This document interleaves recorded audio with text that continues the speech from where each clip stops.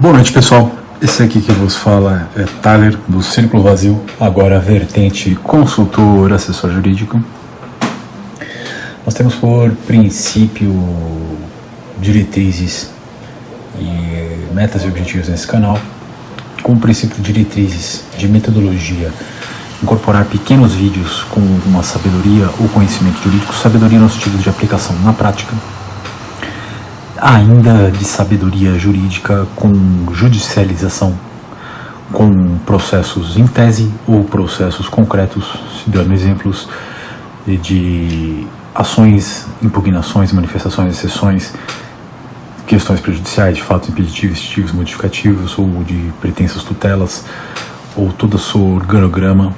até o seu trânsito julgado material. Então vamos começar agora com três espécies, naturezas distintas. Primeiro, o comentário sobre a lei, com comentário sobre a Constituição Federal,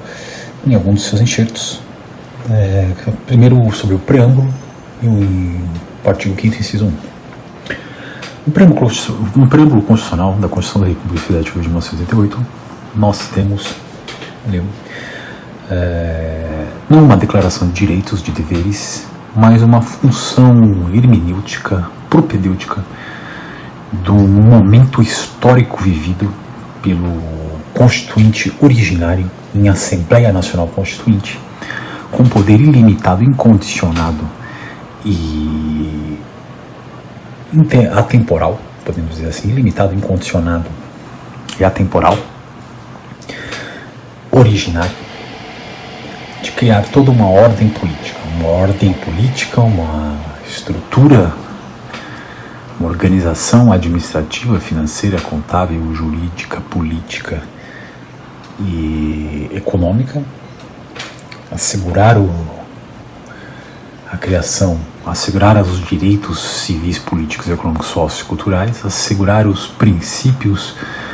diretrizes que verteriam o legislador infraconstitucional, assegurar o pacto federativo e as competências dos municípios, Estado e Distrito Federal e da própria União, assegurar a forma de governo, as estabilidades constitucionais, os atos de estabilização constitucional e sua forma, como intervenção federal, Estado de defesa, Estado de sítio, ou ainda ações declaratórias de inconstitucionalidade ou constitucionalidade ou arguição de descumprimento de preceito fundamental, ou ainda a súmula impeditiva de recursos, ou ainda súmulas vinculantes, ou ainda os recursos, incidentes de recursos repetitivos, para uniformização e segurança jurídica, ou de demandas repetitivas para uniformização e segurança jurídica, de assunção de competência em assuntos de demandas repetitivas, para uniformização e segurança jurídica novamente. Então, junto nas questões de precedentes jurisprudenciais, de orientações jurisprudenciais, de súmulas vinculantes para a uniformização da jurisprudência, seja por recursos repetitivos ou por demandas repetitivas que causem incidente jurídico, seja na via concreta ou na via abstrata, nós temos instrumentos de estabilização constitucional e interpretação constitucional conforme o momento histórico, conforme paradigmas e princípios e métodos de interpretação consagrados pela doutrina e pelo judiciário. Nós temos também as figuras de intervenção. Sendo mais rápido sobre o preâmbulo, para não passar muito tempo, o preâmbulo, ele elenca que nós, sobre a proteção divina em Assembleia Nacional Constituinte, poder derivado do povo, representantes legítimos do povo, promulgam a seguinte Constituição, que tem por ordem a República Federativa do Brasil: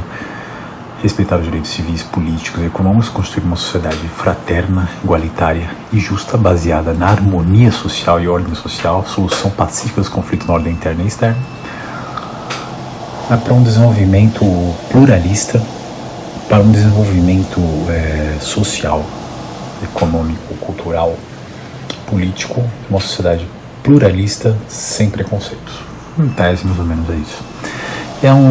O preâmbulo da Constituição não tem efeito normativo, mas tem efeito como vetor, como princípios significativos de conteúdo expressivo, de interpretação e veiculação dos dispositivos normativos da Constituição em seu corpo, né? Até dentro dos seus atos das disposições constitucionais transitórias, né? Que ainda muitos deles continuam válidos, embora já passados praticamente 22 anos da Constituição Federal e da sua promulgação, índice de diversas emendas de revisão até dentro da época possível, foram 4 ou 5, e as emendas comuns de constitucionais de reforma pelo poder constituinte derivado. Falando do artigo 5º, inciso 1, que prevê que homens e mulheres são iguais nos termos dessa Constituição, ele prevê a igualdade horizontal, a igualdade formal. Ou seja, dizer que em termos de direitos, deveres, obrigações, prerrogativas, faculdades dentro da ordem jurídica não há distinção entre homens e mulheres. Bom, mais além, não há distinção entre homens, mulheres, né, ou qualquer tipo de orientação, preferência sexual ou qualquer tipo de transgênero. Não há nenhum tipo de diferença em termos de tratamento legal, de sopesamento legal, de classificação legal ou de discriminação legal. No aspecto formal, todos estão sob a égide da lei, sob seus direitos, deveres e comunhão da lei. No aspecto material do direito da igualdade, se busca também a igualdade formal, digamos, só que no seu aspecto fático, seu aspecto real. Então, mulheres, por questões fisiológicas, neurológicas, biológicas, genéticas, questões culturais, sociais e estamentárias, questões familiares, as mulheres têm uma série de políticas e alguns benefícios, digamos assim,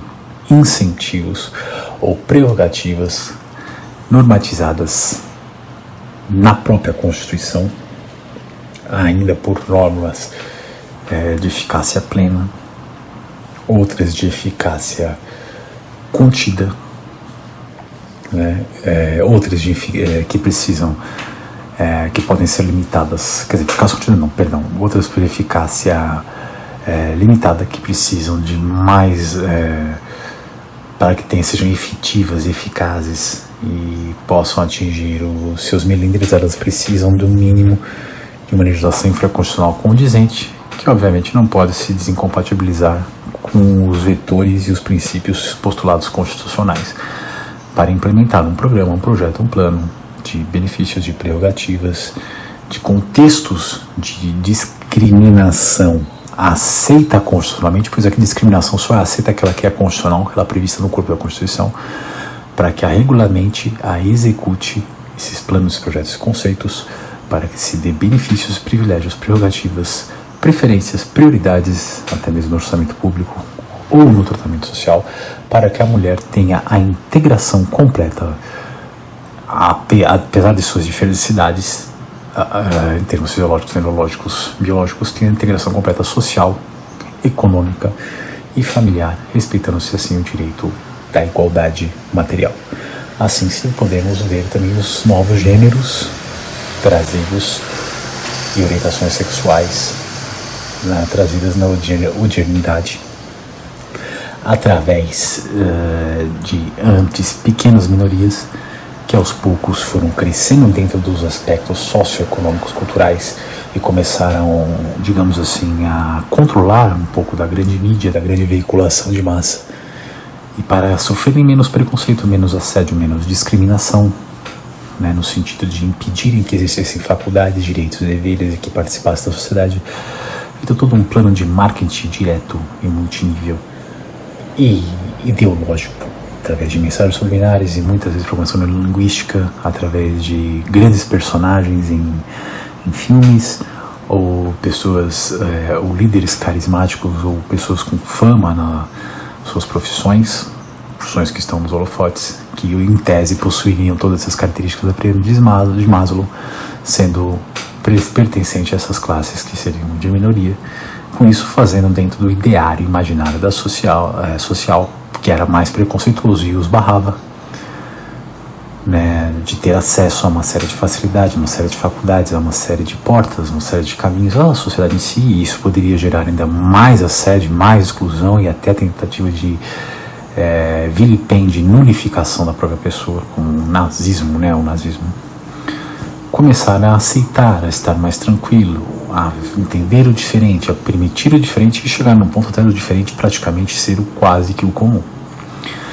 Com isso, né, hoje muito mais aceito, muito mais inteirado, muito mais comum e compreensível na sociedade, na família, na questão social, econômica, cultural, e são pessoas normalmente que avançam bem na cadeia, na pirâmide de Maslow, então conseguem atingir ápices sociais interessantes sem as questões discriminatórias e as barreiras éticas e morais colocadas. Ainda tem a legislação pertinente para o direito da igualdade material consubstanciário da formal. Pois veja, um diametralmente oposto ao outro, eles se equivalem no sentido de, para ter a igualdade formal, é necessário que a substantiva material, através de políticas públicas, planos, projetos e empreendimentos, através de prerrogativas, benefícios e leis, considerem todos os aspectos discriminatórios necessários dentro do âmbito e escopo da Constituição. Em legislação constitucional, dentro da própria Constituição, façam as adequações necessárias para a comunidade, a sociedade e o Estado, prever normas e conscientização para que essas minorias, em tese, alcancem a igualdade material e formal e se preencha o ideário constitucional da igualdade formal. Esse que vos fala aqui é Thaler, Círculo Vazio, versão consultor, assessor jurídico. Um grande abraço e fiquem na paz.